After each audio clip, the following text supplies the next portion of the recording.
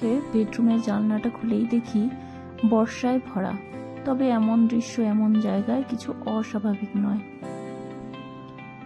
বৃষ্টিটা এত সূক্ষ্ম ছিল না যে চোখ এড়িয়ে যাবে, আবার এতটা স্থূল ছিল না যে চোখ জুড়িয়ে থাকবে।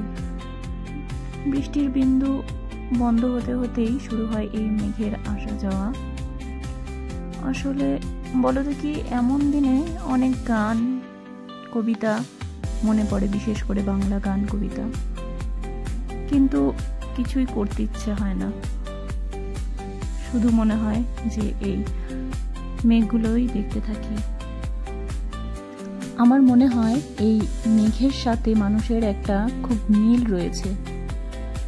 যখনই এই মেঘগুলোকে দেখি তখনই মনে হয় যে মানুষের জীবনের মতন আনন্দে বিষাদে মেশানো এমন অনেক অনুভূতি, ছোটখাটো মুহূর্ত মেঘের মতো আকাশে ফুটে ওঠে, আবার মিলিয়েও যায়।